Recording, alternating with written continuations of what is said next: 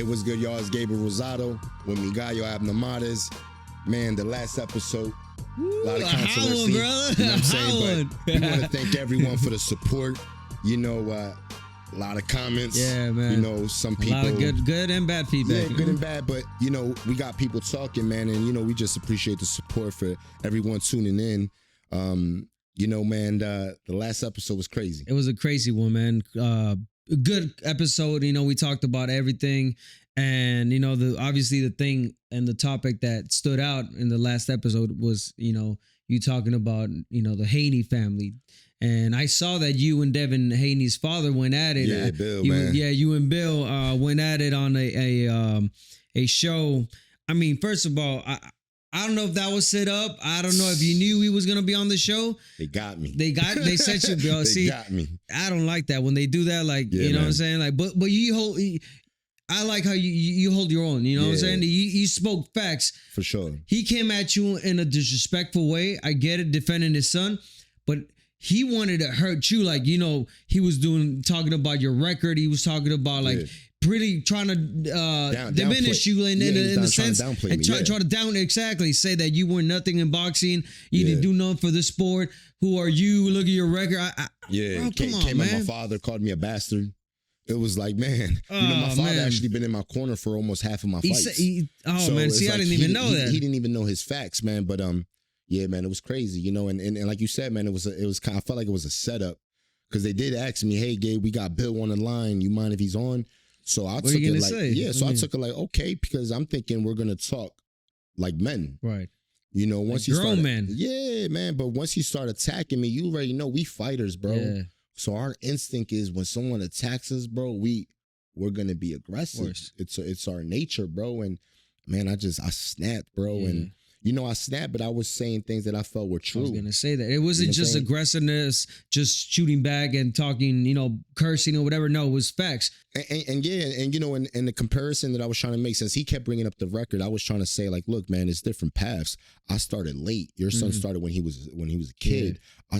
I was a grown man when I started. So I was pretty much learning on the job. So I'm fighting Guerrero. I'm fighting Angulo. I'm fighting Puenes. I'm fighting dudes that are, man, world-class level guys, and I'm learning on the job. You know what I'm saying? So that was just my point, that I was just saying it's different paths, man. So, you know, but he went a whole completely different direction, bro. And it was crazy because after the dispute, you know what I'm saying? Like, it really triggered me, bro. Like, it messed with my spirit, bro. Because bro, it messed with my spirit in a way where, like, that dude's so negative, bro, that it was just like, it bothered me, bro. Right. And I had to kind of have like a moment where I had to chill out, go outside in the yard, bro. Just, I mean, feel the breeze real quick and chill out, bro. Because, you know, I don't play games like that, bro. You know, when a man's calling you a bitch, I don't play like that, bro.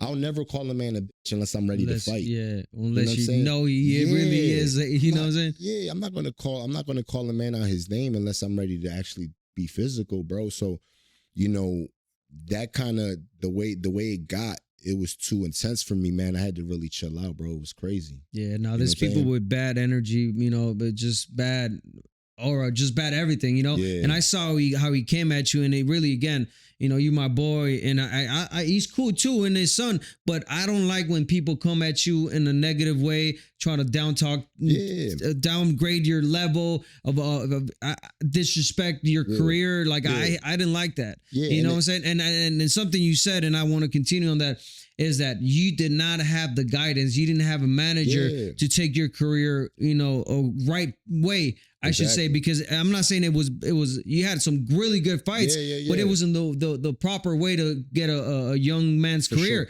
because you had tough fight after tough fight after tough fight. You get me? But at the end of the day, people respect that more than someone having a perfect record against who? You know what I'm saying? Yeah. And you, brother, I mean, you've showed it. I see the comments. It's not only the comments. Yeah. The people that are real with you and they see you in real life, they shake your hand like, bro, you're true warrior. For sure. You can't fool the fans, because one thing I said is like, yo, my career is one of a kind, because I was able to, in boxing, bro, when you catch an L, that holds you back big time. Yeah. You know what I'm saying? But I was able to just like, bro, just have thick skin, bro, and always bounce back. Yeah. You know what I mean? And it'd be, a loss in boxing, man, is really, like I said, is really a hard, it's really hard on a fighter to bounce back from that. Yeah. But I just kept on pushing, bro. So, that's what people see and that's what people respect, man. So, it got crazy, it got negative, man, but I just chilled out, man. And you know what I mean? I was just like, look, it is what it is, man. but I did feel it was a setup, though. Nah, it definitely was, man. And that's why we had that segment that we started last week, which was, don't take it personal. It's really, you guys fighters shouldn't take, what we say, our comments personal, because we're just giving our take on how we see it from the outside as a commentator, as a ex world champion, ex fighter, whatever. We know the business. And you've been through it. I've been knocked down. I've been knocked out. I've had injuries. I've had all of that. So we know. And when we talk, we don't talk to talk shit. We really just how we feel and talking about people not taking it personal. Yeah. You saw that there was a card this week that I called the Sebastian Fondora fight. Man. Well, that was a good show, bro. That was a good show, man. That show in Vegas, man. It was popping, man, with Fondora, Ramos, and then Ramos Garcia. Jr.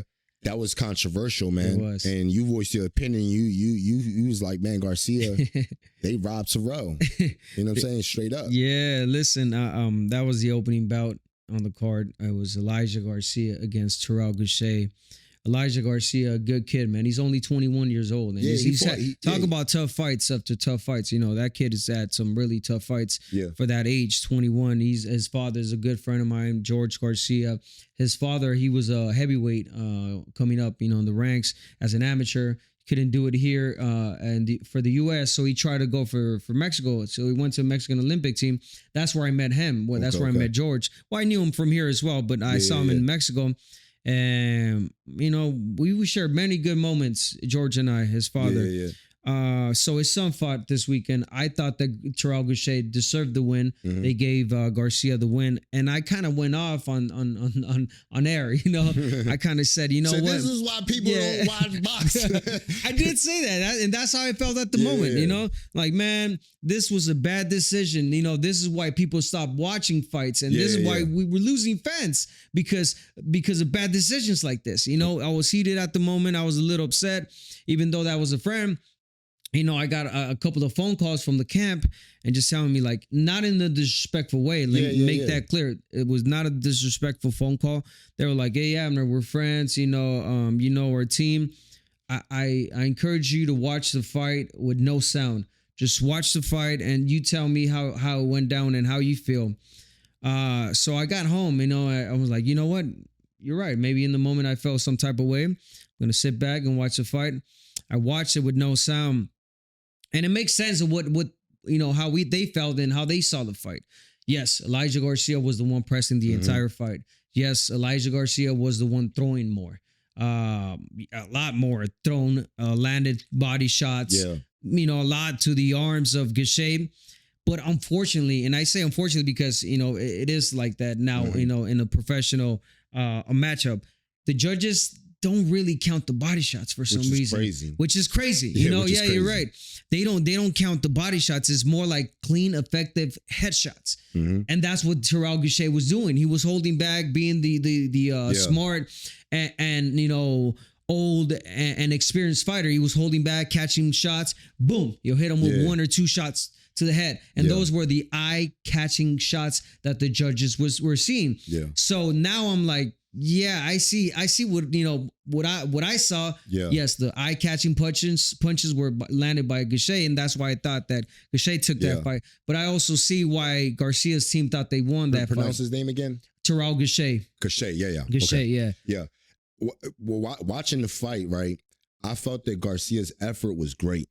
Definitely. Getting up from that knockdown. First round. And getting his back, just rumbling, right? The effort was great, but I felt that he was falling into the traps of Terrell. The experience. And even though he's throwing a bunch of punches and he's being aggressive, and he was very competitive, but I felt Terrell was just getting those clean shots in. Boom, boom. The 1-2, the right hand was just landing clean, man.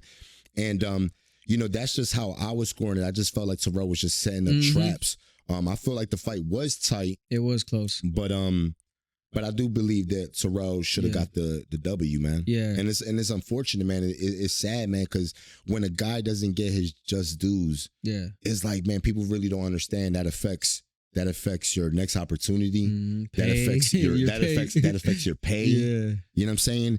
And it's just like, man, bro, it's the sport is so hard, man. So, you know, when you see a guy that put on a good performance and should have got the win and he doesn't, it's like, damn, you know, it's tough. Yeah, it would have been a tough loss for either side. You know, even if the 21-year-old Elijah Garcia would have lost that fight, it would have been bad because he was coming off a defeat as well. So what I told, you know, the team was like, you know, just move on from it. You know, you guys took the W. It is what it is.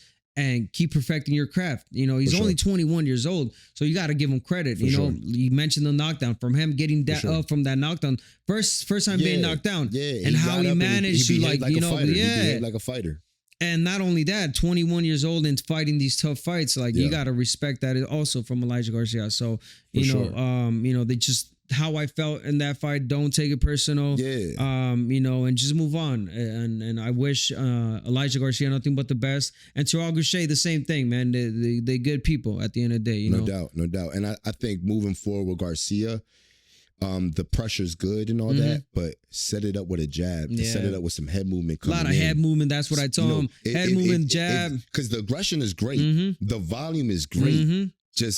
Just the jab and the head movement will make a big difference. Yeah, and another thing that I noticed, and I told him, is like, you do all the hard work, which is get inside. You work your way inside, you throw your punches, and then you take 2 step backs, and then you restart, you know, and like, you got to work your way in. You're already there. Make it count. You get me? For sure, man. So, you know, things that he's going to learn, obviously. It's a learning experience. No doubt, man. Another guy that in the 54-pound division. Which one? Ramos. Oh, man, Ramos, man, he firefight. You know what I'm saying? Man. Combinations, clean accuracy. You know what I mean? He's on a roll. Yeah. You know, he's active. And like I said, the 154-pound division is loaded right now. With Fondora, you got Ortiz, Virgil Ortiz. Crawford's still in that division. Crawford, even I believe he's a champion in Reese's. Yeah, Jermell Charlo. Oh, for sure. Jermell Charlo. You got Errol Spence. Bro, Charlo been quiet, bro. I know that's what I'm saying. Like that's why you probably forgot about him. But I think he's a champion in Reese's. So what do you think about the performance, 154, man? Well, first of all, from Ramos, man, you know, that's my boy. I had seen him like maybe a month before in Arizona. I saw him, and they had changed his opponent because he had someone else. You know, for that fight, and he told me, I'm like, man, Abner, they changed my opponent. I'm fighting this guy from Argentina. He's not a big name, and the Argentine was coming off a loss. Yeah, he got knocked out. He got knocked out face first, bro, like bad. And he was eating some clean shots. And it was against the fighter that Ramos had beaten already and knocked out as well. So it's like, Abner, like, what do you think, man? I'm like, bro, you just got to go out there and do what people want you to do. Go get them out. Yeah, like, you're right, man. I got to make a statement. And he did, man. He made a statement that night. Jesus Ramos, he stopped this kid, and the fighter, Schramm, his last name, he was tough, man. And I mean tough. He took a lot of shots. Yeah, he took a lot of shots. I'm like, man, I thought he was gonna be out within 3 rounds. It took him 6 rounds, I believe. So Ramos took his time. Great combinations, great footwork, great accuracy, just all around good performance from Jesus Ramos, and you know, I think he's ready for the big names. Hopefully he gets. He said he wanted the main event on that card, which is Sebastian Fondora. Yeah. Hopefully he gets it. If not, one of the names that we mentioned. Yeah. But Jesus Ramos is ready for this division 154, brother. Man, it's a hot one right now. Yeah, man. He wants the main event, which was Fondora. Fondora, yeah. But Fondora, with the performance he put, now the mandatory is Saya. And, you know, Fondora, man, he utilized his reach. from the distance. You know what I said in the beginning of the show, like Fight Night. I said he's like a cheat code in a video game. He's like a cheat code in the video game. You know how some like you got a cheat code for like to get a bigger fighter, longer reach, like so when you can't even touch. He's one of those fighters, brother, and he knows how to manage that reach now. So he's dangerous. It's gonna be difficult to defeat Sebastian Fundora, man. For sure, he showed power. I've always knew he has power, man, but he hurt Booker early. I mean, attacking, kept the jab busy, then forced the action, was patient. That's what I like about him, man. That uppercut. The uppercut. And what I like is that it's a choppy uppercut. It ain't like he's loading up. It's chop, chop. You know what I'm saying? Like he's busting you up with it. So it's a smart punch, man. And, Fondora, like I said, he looked great now with Zayas being the mandatory. You kind of built up now, which is the rivalry is Puerto Rico, Mexico, Puerto Rico. Yeah. And bro, that's a fire fight. We know about that, my boy, Puerto Rico. Mexico right here. We know, yeah. That fight is fire, bro. It is. Because, Xavier is a very talented fighter. He is. Explosive. Great condition. Smart. Young. And bro, hungry. The matchup. Bro, this is a... All right, this is a brawl. I was going to say... Fondora will not box in this fight. No, he can't. No. All right, I was gonna start with Fondora. To me, he is now a complete fighter. Oh yeah. He's not perfect because he gets hit a lot. For sure. And a lot of people are like, man, he just he gets that hit. Lee hand down, right? That and then he's overhand. like, because Booker caught him with an overhand right. Man, not just him. Every single fight. But here's the reason why, Gabe. He's not gonna be able to perfect that, or even He can't tuck that chin down because he's so tall, bro. He's 6'5" and 6'5" and a half. He doesn't bend his knees, and let's not forget he's got to shoot his punches down. So when you shoot your punches down, your head is right here. Even if you try to tuck it in, your head is exposed. So it's not gonna work. So when people are saying oh, he just gets hit, he gets hit flush, it's just his mechanics, the way he's built. It's gonna be hard for him to fix that. But then again, he knows how to manage the reach now. He knows how to throw his straight punches, and when he's in the inside, he's more of a dangerous fighter, I believe, because he's got that chopping uppercut, like you said. And he's got the power. It's crazy. So he's got the power. So now going into if they were to fight Saya's, how do you see that, bro? It's an even match, man. Because I can see Fondora try to box for maybe the first couple of rounds, but Saya, he's gonna be looking for the fight. He's gonna be explosive. When you don't let Sebastian Fondora think, he's just gonna start throwing punches. He's gonna get messy. Yeah. And when he gets messy, he makes mistakes. That's what happened against Brian Mendoza. He lowered him into making a mistake. He lunged in, overreach, boom, the overhand right went down. Yeah. So, I mean, it's a 50-50 fight. I want to perhaps edge right now Fondora because of the experience. Yeah. But Saya's right now, he's a hungry young fighter, man. Yeah. Hungry, explosive, like you said, man. If it happens, I'll just be a happy spectator watching the fight. The height advantage is obviously Fondora's always going to have a height advantage, but Zayar is not a small no, he's not fighter. A small fighter. He's 6 foot tall. Yeah, but he's not 6'5" and a half. He's not 6'5" and a half. But the thing is, in that division, even 6 foot tall, even 6 foot is tall for the division. You know what I'm saying? So, and the thing is that Fondora doesn't even give away his height because he does stand tall. Yeah. He doesn't bend the knees much. He does not. You know what I'm saying? But I just think it's a fire fight that stylistically, I think is going to be a fight that's in the pocket. I don't think Zaya is going to allow Fondora to stay in the outside, as you were saying. Yeah. I think it'll be a firefight in the inside. If you want to win the fight, and if you want to, get the W, and if you're Saya's, you want to get on them. You want to make the fight a dog fight. You want to make it in the inside. Yeah, definitely don't give Fondora the reach. Again, I think it's a 50-50 fight. I favor Fondora. Who do you favor in that fight? You're not taking sides? I'm going to go with you. You know what I'm saying? In the sense of the experience. I think it is an even match. I think it's 50-50, but then you got to give the edge to the champion because, they say that when you become a champion, it just makes you that much better as far as the confidence and all that. But Xavier is hungry. Yeah, man. You know what I'm saying? He's a hungry fighter. He's a prideful fighter. He is. You know what I mean? He's Boricua. Throw that out there, of course. He's my brother. You know what I'm saying? But I really like both fighters, man. I really like both fighters, man. They're both, they carry themselves like professionals. Yeah. And this division's packed, man. 154, Virgil Ortiz. You got Terrence Crawford. Well, Terrence Crawford vacated the title. That's why, Saez is now the mandatory. You got Errol Spence. You still got Jermell Charlo. I mean, it's just, Jesus Ramos that we mentioned. Yeah. And then you got Boots Ennis, who eventually is going to go up to 54. True. That's a big name right there. And don't get it. And Boots got a hard fight coming up. Yeah.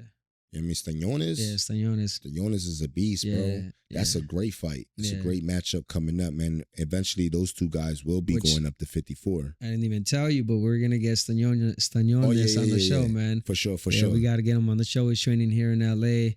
Cool cat, you know what I'm saying? He's got a lot of heart. He's a great fighter, so, And I got a connection with both fighters because, Marvin was in my team. Okay. When I was active with Freddie. And then Boots, I fought his brother in Philly back like in 2010, 09, I think it was. Yeah, man. So, I used to train in Philly. We used to call it the dungeon at his father's gym, Bosie's gym. Yeah. It's called the dungeon. And I remember Boots was a kid running around in the gym. Now he's, doing his thing. He's a great talent, powerful, skillful. You know what I'm saying? And he's one of those guys that just loves to fight. Mm-hmm. Like, he loves to fight, bro. No, you know what I mean? So, it's great, man. All right, man. So, you know what I mean? I'm scrolling on Instagram. You know what I'm saying? What's going on in boxing right now? I'm scrolling. Hey, a lot of stuff that pops up in the feed, man, is, you got Jake Paul, a salesman. Yes, he is. You know what I mean? Smart one, too. Calling out dudes that I don't feel he's on their level one bit. Right. But, he says Canelo's an easy fight. Uh-huh. And then he says he can beat Joshua. Anthony Joshua, yeah. You know what I'm saying? What do you think? What do you think is the move right there when he's doing that? When he's doing, can he really beat Anthony Joshua? Come on, you're really asking me. Listen, what's the scheme behind obviously, the answer is a capital N-O. Yeah. No, he cannot beat Anthony Joshua, and he cannot beat Canelo Alvarez. Yeah. But it's obvious that the reason he calls out all these fighters, all these big names, first of all, you got to respect. If he steps in the ring against Canelo, respect. If he steps in the ring against Anthony Joshua, respect, because not anyone gets in the ring against these top fighters, bro. For sure. I mean, you got to respect, the cajones, the balls to get in the ring, because, you're going to get touched, you know what I'm saying? No, for you're going to get hit. And for him to speak it in the universe and say, I can't beat this guys, I want to beat them, he won't last around. Yeah. I mean, it's just him just trying to hype himself up and trying to sell it if it happens. Yeah. I think he's a smart businessman. He's a smart individual that figured out boxing already. There's a reason why he's got his own company, MVP, and he knows what he's doing. So for him to be calling out Canelo, for him to be calling out Anthony Joshua, it's all a show. It's all a way of getting people's attention, people to talk about him. What are we doing right now? We talking about him calling out Anthony Joshua. But again, if those fights were to happen, and then also too, on the flip side, I think his audience isn't really educated in the sport of boxing. So I think when they hear him call the head honcho, it's like, oh, Jake Paul's gonna fight Canelo. If you were to ask me or anyone in the world 10 years ago, that Jake Paul, a guy that was on Disney Channel, was gonna fight the almighty Mike Tyson, you would have laughed, right? Yeah, I would have laughed. Yeah. So right now we're making not making fun. We're making making these comments. But this he knows what he's doing, bro. Because he's tapped into the entertainment factor of the sport. Sport. He understands the entertainment factor. And you know what's crazy? A part of what kept me in the game and why, and people would be like, "Oh, Rosado's in another big fight." It's because I understood the entertainment part of things. I understood how to instigate. Okay, I was going to say, in what way, in what sense? What did you do? I knew how to get under someone's skin. I knew how to. I knew how to bother Danny Jacobs. Yeah, how to get under his skin, make him make the fight. You know, and you got to have that skill. You do, because it's business too. You know what I mean? Now, I'm not saying that I was, capping how how Jake be doing. I was really about that. Right. You know what I'm saying? In the sense of like how I called the fighters out, but was. Realistically, man, Anthony Joshua, I think that's kind of crazy. I think Canelo, I think that's more realistic in the sense of when his career, Canelo's career is finishing. You know what I'm saying? But like I said, man, Jake understands the entertainment aspect. You know what I'm saying? So his talk is so crazy where he gets us, saying our point, but then he has his fan base that actually believes that he can beat Canelo or believes that he can beat Joshua. Listen, when he fought that UFC fighter, that MMA fighter Silva, I honestly didn't even think he was going to be able to beat him, and he beat him. You know what I'm saying? Obviously, not compared to an actual boxer, not actually compare him to a boxer and the age. But I'm just saying, like, even though he's fighting these washed, older, practically retired fighters, he's putting them, he's got them on his belt. You know what I'm saying? He's getting them paid. So. For him to be saying all this, brother, I respect what he's doing. I respect what he did. Let's not forget about what he did for women's boxing, brother. Oh, for sure. Like he's one of the big reasons why women's boxing is back on the map. Serrano, how much is she making every bag, bro? Every fight?